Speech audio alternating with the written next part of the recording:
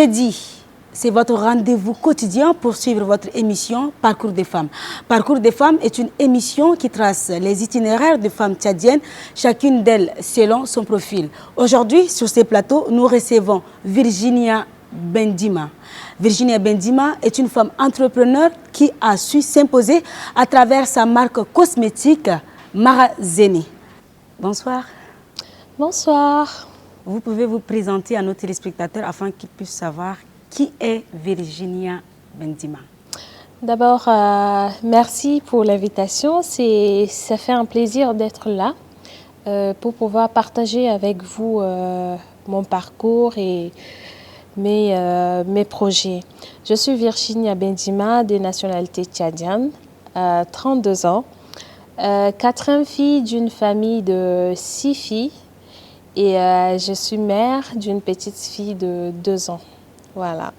Je suis journaliste de formation et chef d'entreprise. Qu'est-ce qui vous a motivé à étudier le journalisme juste après votre BTS? Alors, je dirais que c'est le fruit d'un pur hasard.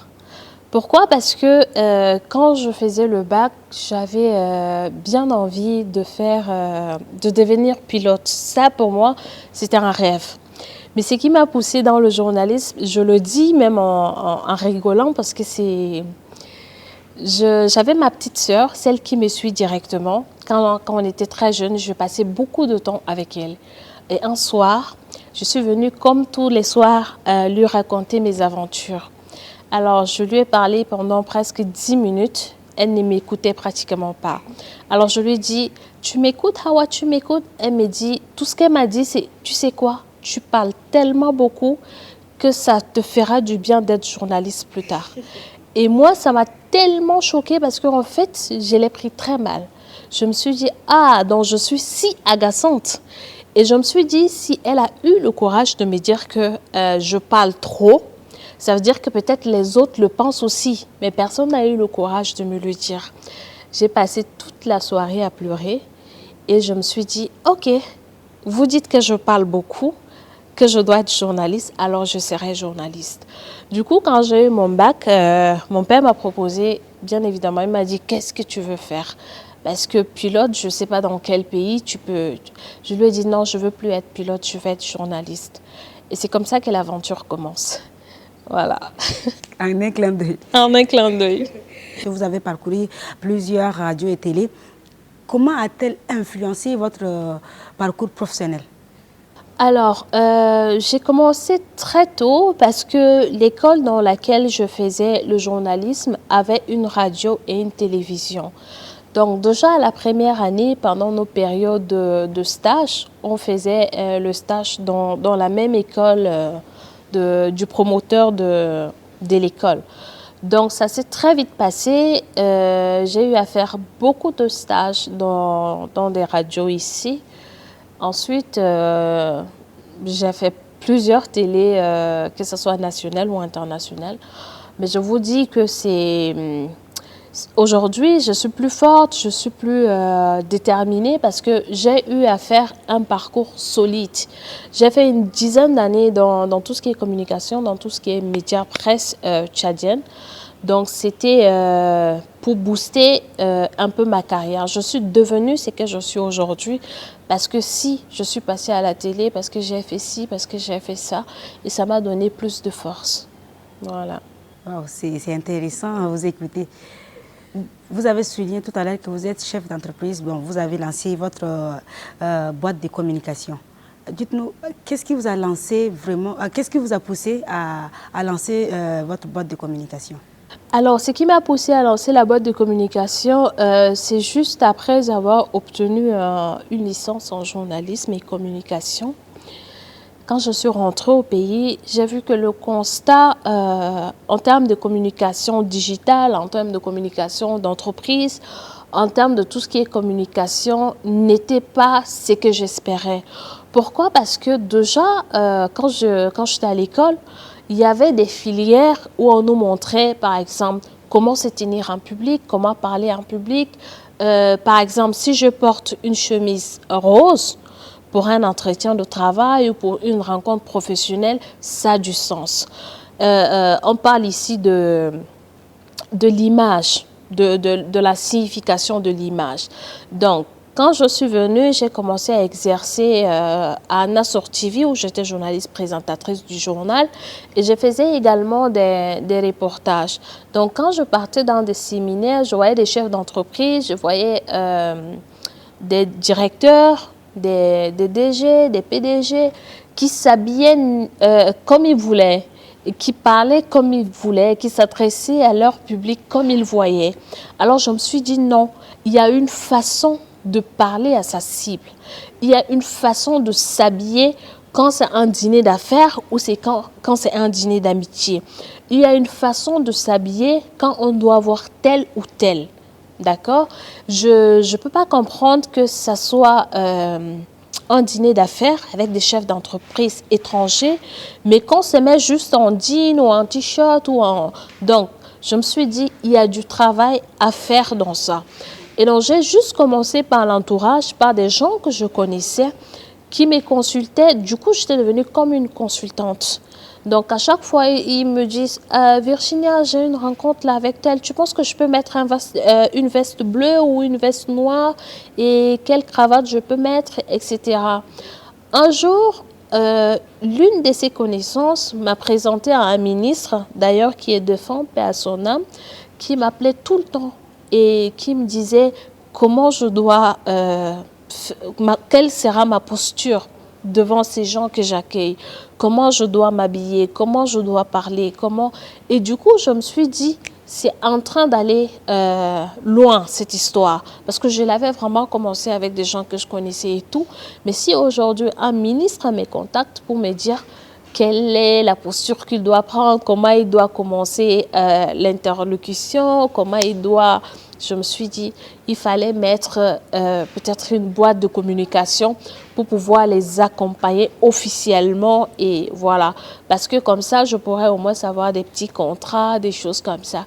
C'est comme ça qu'en 2018, j'ai créé VB Consulting, voilà, qui est une entreprise de communication RH. Votre entreprise a-t-elle évolué depuis 2018, n'est-ce pas? A-t-elle évolué? Alors, a-t-elle évolué? Je dirais oui et non. Oui, pourquoi? Non. Non, pourquoi? Non, parce que je l'avais créé en 2018. Mais en 2018, j'étais employée. J'étais employée parce que je travaillais dans une télévision panafricaine qui est Afrique Média. Et donc, j'étais entre le Tchad, le Cameroun et la Guinée équatoriale. Pour moi, ce n'était pas donc évident de pouvoir me consacrer à VB Consulting parce que je n'étais pas là. Donc, du coup, j'ai mis une petite pause. J'avais des contrats que je suivais, mais c'était des contrats déjà signés. J'avais des clients, mais c'était déjà des clients que j'en avais avant. Donc, du coup, avec eux, je continuais.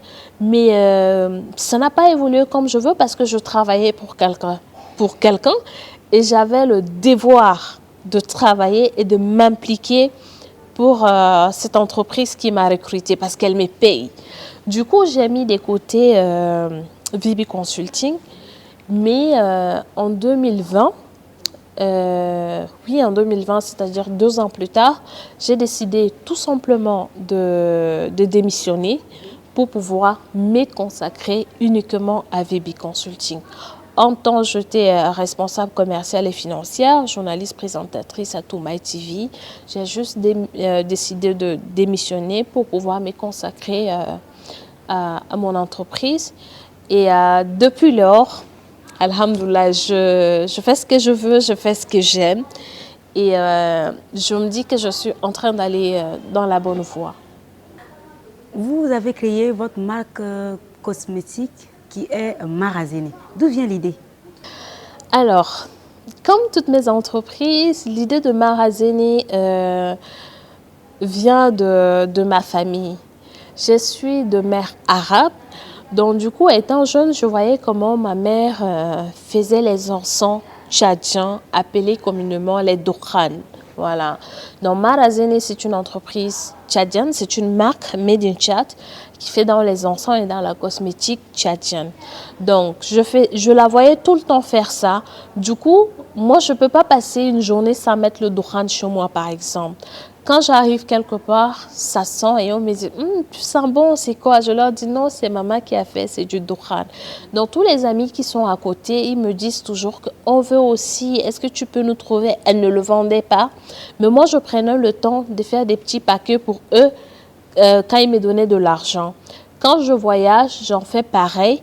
Et les gens à l'extérieur, ils se disent, mais c'est quoi ces parfums qui sont chez toi? Je leur dis, c'est le dukhan du Tchad. Ah, nous aussi on veut. Est-ce que tu peux nous envoyer quand tu rentres? Donc, je l'avais fait pendant une dizaine d'années, mais c'était vraiment pour plaire à mes amis, mes connaissances. Alors, récemment, je me suis dit, j'ai eu tellement de commandes, je me suis dit, pourquoi pas officialiser cela? Pourquoi pas faire de ces petits commerces un grand commerce? Pourquoi pas créer sa propre marque afin de valoriser le produit ailleurs?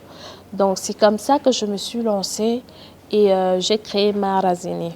Marazini. Aussi, en tout cas, il y a des histoires cachées dans Marazini. On va découvrir cela. Comment avez-vous développé votre marque cosmétique de Marazini pour qu'elle soit vraiment top made in Tchad? Alors, pour qu'elle soit top and made in Tchad? Pourquoi? Parce que c'est bien fait. Pourquoi? Parce que c'est fait avec amour. Pourquoi? Parce que c'est fait avec des produits de première qualité.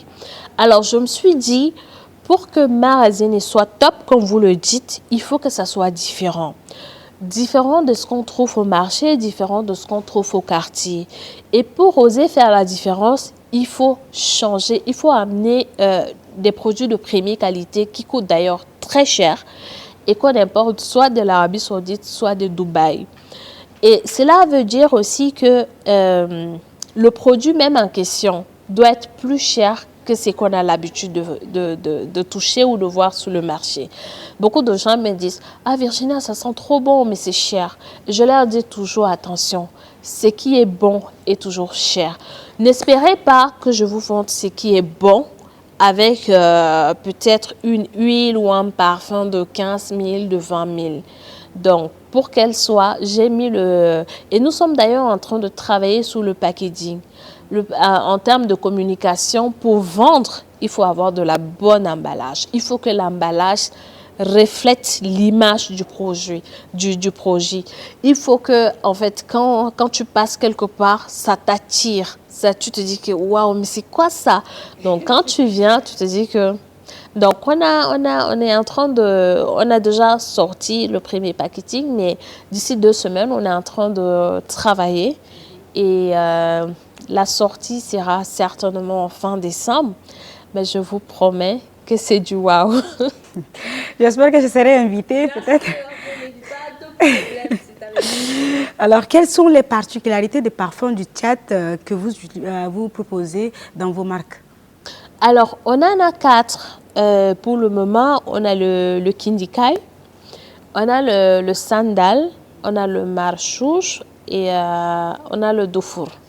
Moi, particulièrement, j'adore le Dufour parce qu'il a une senteur fruitée. Voilà. Le Sandal, il est plus doux. Le Marchouche, on peut l'utiliser pour la maison, par exemple. Mais le Kindikai, dans tous mes senteurs, le Kindikai est le plus acheté parce que ça a un parfum authentique, ça a un parfum spécial. Voilà. N'avez-vous pas d'autres produits dans votre gamme cosmétique? Alors, on en a tellement. Là, on est en train de développer le côté Marazini, si vous voulez. Il y a 2 côtés. Il y a le côté senteur, il y a les côtés cosmétiques. Les côtés senteurs sont les dukhan, dont je viens de vous citer les différentes senteurs. Il y en a 4. On a aussi des parfums, mais il y a une dizaine de senteurs. Genre les parfums huilés. Maintenant, on est en train de travailler sur le côté cosmétique. Donc, dans le côté cosmétique, on a 4 marques de savon.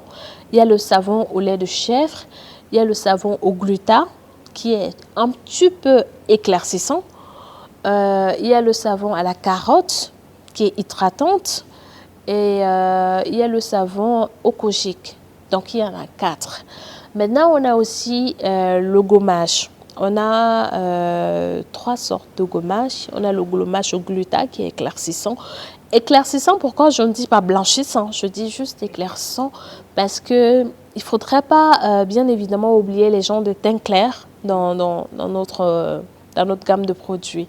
Donc, on a le gommage éclaircissant qui est le gluta et on a le gommage à la carotte et à la tomate.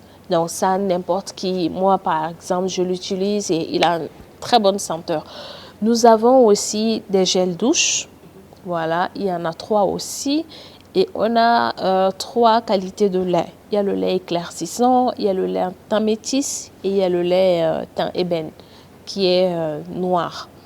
Voilà, on a des gants pour les douches qui sont personnalisés. Marazene aussi, tous les produits sont vraiment personnalisés parce que ça sort de l'usine directement. C'est des grosses commandes qu'on a eu à faire. Je précise, ce n'est pas des produits faits à la main, c'est des produits faits à la machine et qui suivent les règles d'hygiène et tout ce qui va avec parce que on les produit, certes, on les produit avec les ingrédients tchadiens pour que ça fait made in Tchad, mais on ne les produit pas au Tchad, on ne les conditionne pas au Tchad. Voilà. Donc, le curcuma, par exemple, c'est des produits qu'on utilise ici, la carotte, la tomate et tout ce qui va avec. Mais c'est fait à la machine, c'est très bien fait. Ce n'est pas des produits qui peuvent blesser la peau ou quoi que ce soit. On a pris 6 mois d'essai sur 4 peaux différentes avant de pouvoir dire que c'est bon, on y va. Voilà. Si entre-temps, une personne avait eu des imperfections ou des boutons ou quoi que ce soit, on aurait pu tout simplement changer un des ingrédients ou même, pourquoi pas, remplacer tout simplement le produit même en question. Pourquoi penser élargir votre gamme jusqu'à aller inclure des savons, des gels douche, crèmes et autres gammes? Pourquoi là? Alors, le projet de la gamme cosmétique est un autre projet qui me tenait à cœur. Peut-être avant me maraziner parce que je travaillais sur ça depuis plusieurs mois déjà. Je me suis déplacée dans plusieurs pays pour trouver des fabricants en cosmétiques pour pouvoir lancer. En réalité, comme j'ai Vibi Consulting, le projet de la cosmétique devait être Vibi Cosmétique. Je voulais faire un groupe Vibi où on peut trouver Vibi Shop, Vibi Boutique, Vibi. Donc, l'idée, c'était de faire un Vibi Cosmétique. Voilà. Donc, je travaillais sur ça, mais Marazene m'a juste surpris. Marazene, c'est le seul projet qui m'a surpris. Franchement, c'est le seul projet qui m'a surpris et qui d'ailleurs me surprend tous les jours, qui fait des merveilles dans ma vie tous les jours. Je me dis, mais c'est pas possible. Je l'ai lancé en 48 heures. Parce qu'il y avait le CABEF, vous y étiez sûrement. Et j'étais là en train de surfer, je vois que le CABEF se demeure. Je me suis dit, mais pourquoi pas prendre un stand et exposer? C'est que j'avais à peine 10 produits à la maison parce que généralement, je les fais par commande. Dans les 10 produits, là, je me suis dit, alors j'ai appelé, on me dit, le stand, c'est à 5 millions. J'ai dit, c'est incroyable. On me dit, non, on te laisse à 3 millions. J'ai dit, je vais prendre le risque. Et j'ai produit tout ce que j'avais en stock, je les ai sortis, j'ai mis les étiquettes et tout, j'ai pris un stand au CABEF. Et la surprise, c'est que tout a été vendu. Je me suis dit, c'est incroyable. On a pu partager nos cartes de visite, des flyers. Après ceci, le téléphone ne fait que sonner de tous les 4 coins du monde parce que le CABEF a réuni beaucoup de pays. Donc, je me suis dit, voilà un projet qui m'a surpris. Donc, Vibi Consulting, c'était un projet que je l'avais déjà. Mais maintenant, il fallait le lancer également. Je me suis dit, pour ne pas m'éparpiller, comme c'est la cosmétique, Marazene, c'est toujours la beauté, les soins et tout. Pourquoi ne pas mettre les deux ensemble? Voilà. Voilà pourquoi j'ai juste basculé la cosmétique dans Marazene pour que ça fasse un. C'est un peu ça. Vous avez souligné surtout la qualité et la sécurité sanitaire dans vos produits. Comment vous assurez, on veut vraiment savoir, comment vous assurez que vos produits cosmétiques respectent les normes de qualité et sécurité? Alors, voilà pourquoi je vous ai dit que ce pas des produits qui sont fabriqués ici. c'est des produits qui sont fabriqués ailleurs, dans des grandes usines déjà de fabrication qui sont connues, mais qui sont surtout certifiées. Certifiées comment? Parce que quand tu es une usine de la cosmétique, tu dois être certifié par l'État. Pour avoir la certification, il faut au moins 10 ans d'expérience dans la cosmétique. Il faut que les gens ne se plaignent pas de ton produit. Il faut beaucoup de choses. Donc, je me suis dit, je ne veux pas prendre le risque, moi, faire une formation en cosmétique et aller produire. Ça, je ne le ferai pas. Je vais aller vers des usines qui sont déjà spécialisées dans ça, qui ont la certification nationale de leur pays et internationale parce que leur produit est vendu ailleurs pour qu'ils puissent me produire. Alors, on a juste fait un contrat de production. Moi, j'amène les ingrédients naturellement du Tchad. Et eux, il y a par exemple le beurre de karité, il y a la tomate, il y a la carotte, il y a le curcuma. Eux, maintenant, ils mettent juste des parfums. Et donc, ça sort des grandes usines certifiées. Et comme je vous ai dit, avant de le mettre sur le marché, moi, personnellement, j'en ai pris 6 mois d'essai sur 4 peaux différentes. 6 mois d'essai, 4 peaux différentes. Et aucune peau n'a eu des imperfections. J'ai essayé le gommage sur une peau parce que c'est des ambassadeurs que je suis en train de travailler sur eux. Mais la fille, quand elle a fait les gommages, elle a commencé à avoir des démangeaisons. Quand j'ai remonté l'information, on m'a dit qu'elle est sûrement allergique à un des produits qui constitue le gommage même en question. On a compris qu'elle est allergique au curcuma. Parce qu'il a fallu juste prendre un peu de curcuma pour mettre dans l'autre doigt et elle a commencé à s'égratter. Donc du coup, j'ai juste changé de produit, je l'ai donné au Kogic et aujourd'hui, ça passe très bien avec elle. Donc c'est pour dire que en termes de santé, de bien-être, c'est des choses très sensibles. Donc il faut faire très attention et nous en sommes conscients. Vous êtes femme. Vous avez pu quand même s'imposer dans le monde de la communication et de tout ce qui est cosmétique. N'avez-vous pas eu des difficultés en se lançant dans cette aventure? J'en ai tellement eu et j'ai continué d'en avoir. C'est pour dire que en entrepreneuriat, tout comme dans n'importe quelle activité, les difficultés sont au quotidien. Donc quand j'ai commencé le journalisme, quand je travaillais dans des presses déjà connues, Télé Tchad, Radio Tchad, Afrique Média, Vox Africa, je travaillais pour des gens.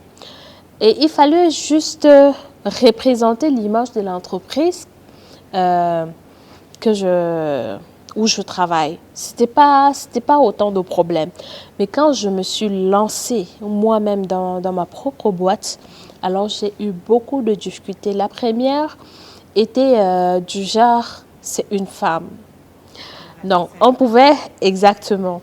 J'avais une demande un jour et une soumission où j'ai déposé et tout, j'étais retenue.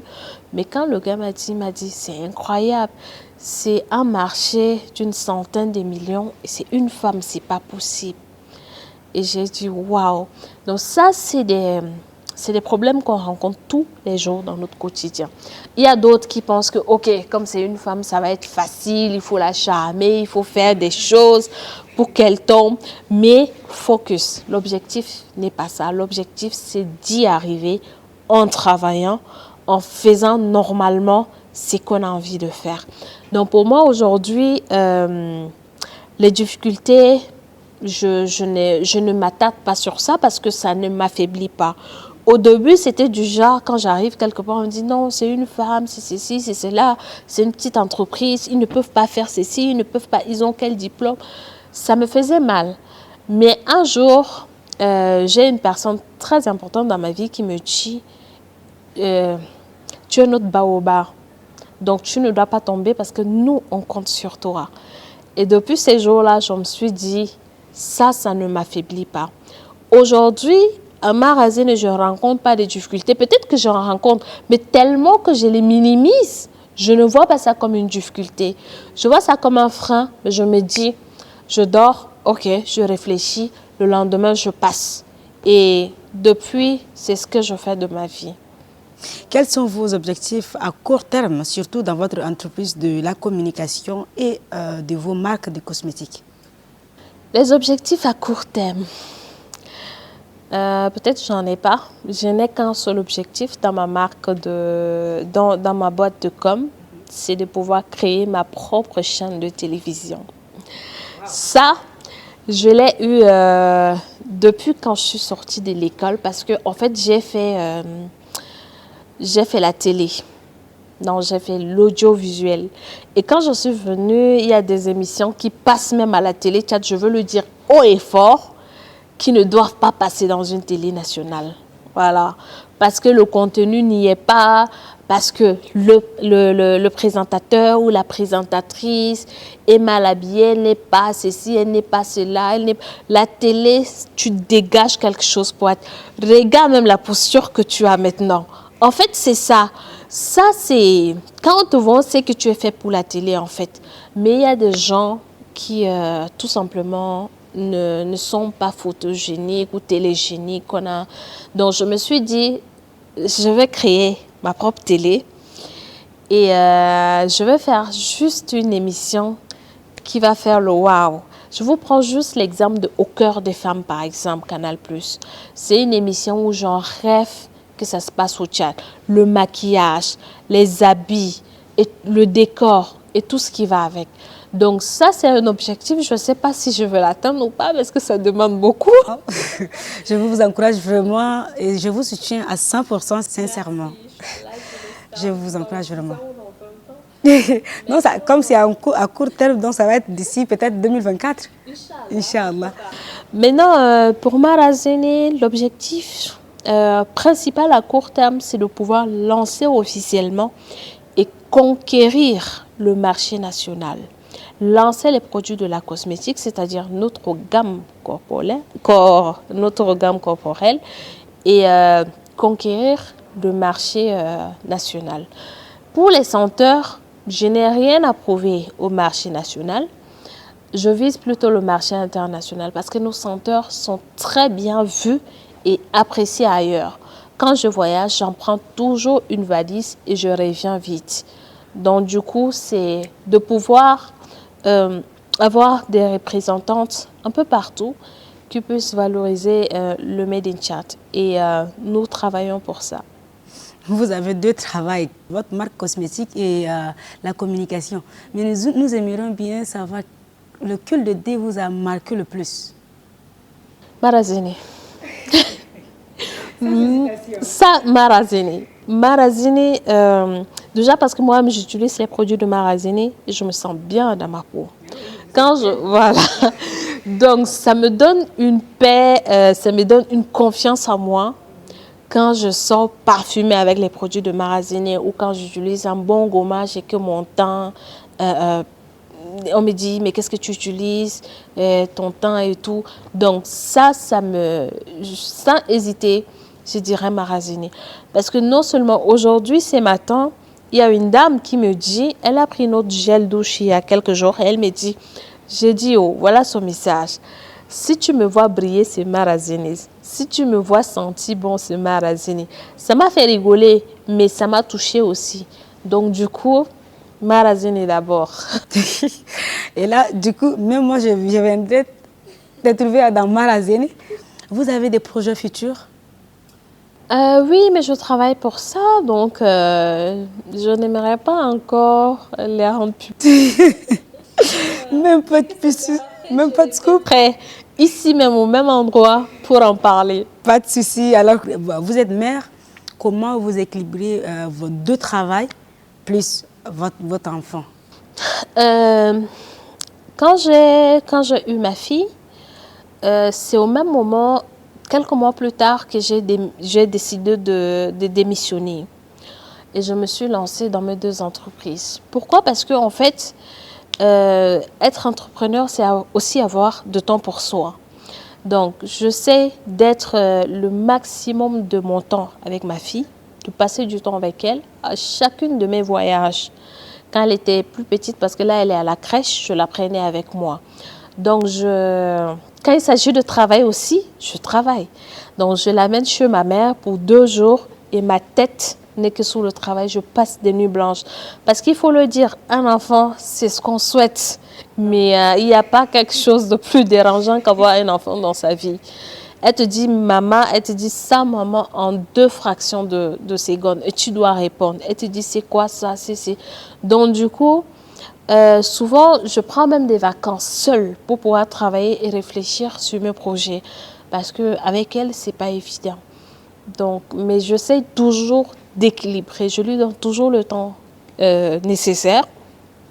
Et je me consacre aussi toujours à mon business. Quand il s'agit de mon business, alors là, je ne blague pas.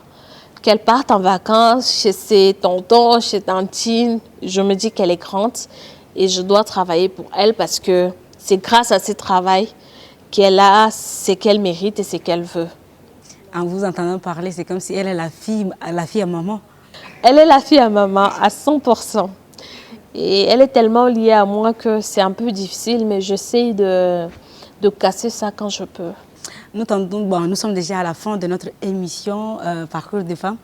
Mais avant de dire au revoir, quelle expérience de votre parcours que les cadettes, celles qui souhaitent vraiment se lancer dans le même domaine que vous, quel message vous les adressez? C'est de persévérer. Tout ce que je peux dire, c'est vraiment de persévérer et de ne rien lâcher. Aujourd'hui, les idées vont très vite. Moi, je peux dormir à avoir une idée. Le matin, quand je sors, je passe, je vois que la personne a déjà fait ça. Donc, il faut commencer. On dit souvent que il y a des gens qui disent que c'est difficile d'entreprendre avec 0 francs et tout. Oui, je suis d'accord, il faut des fonds. Voilà pourquoi j'ai travaillé pendant 10 ans pour pouvoir démissionner et me lancer. Donc, il faut travailler la tête, il faut mettre sur papier et il faut se lancer. Parce que demain ne nous appartient pas. Si on veut remettre à demain, quelqu'un d'autre ne dort pas et il va le faire aujourd'hui à notre place. Donc, ce que je peux dire, c'est et que les gens arrêtent la vie facile. Je me rappelle récemment quand j'étais en voyage avec ma famille, j'étais vraiment en voyage de repos, des vacances. Mais quand je suis arrivée dans le pays, je me suis dit, qu'est-ce que je peux avoir ici que je peux vendre au Tchad? C'est comme ça que je réfléchis. Alors, on me dit, non, tu es venue ici pour les vacances, repose-toi. J'ai dit, moi, je n'ai pas de vacances. Je suis une femme d'affaires, je n'ai pas de vacances. Voilà. Donc, du coup, je maximisais mon temps pour aller au marché, faire des partenariats avec d'autres femmes, acheter. Donc, vraiment, c'est pour dire que quand tu veux te lancer, ma mère m'a dit un jour qu'elle a pris ses vacances quand elle est allée en retraite. Et nous sommes dans un pays très compliqué qui est le Tchad. Donc, il faut vraiment travailler pour pouvoir joindre le deux bouts. Parce que si tu es là avec tous les diplômes que tu as, personne ne va venir te dire que je sais que tu as un master 2, je te donne un poste de tel ou de tel. Et puis, on sait tous que les postes ici ne durent pas. Tu peux être directrice quelque part, 2 mois, tu es à terre. Donc, pour moi, la meilleure chose, c'est entreprendre. Choisir la meilleure affaire, le meilleur business, l'écrire et commencer. C'est tout. Merci d'avoir répondu à notre invitation. Merci à vous. C'est avec un réel plaisir. Voilà, surtout de vous entendre, sincèrement. Ouais. Mesdames et messieurs, c'est ainsi prend fin votre émission Parcours des femmes. Je le rappelle ici, nous avons reçu Virginia Bendima, une femme qui a su s'imposer dans le monde de la cosmétique et surtout de la communication à travers sa marque cosmétique Marazene. N'hésitez surtout pas à lui consulter dans la communication, que ce soit pour être belle. Et merci à Orca qui nous a offert ces jolis décors pour réaliser nos émissions. Et voilà, on se dit à la prochaine pour un autre numéro de Parcours de femmes. D'ici là, portez-vous bien. Au revoir.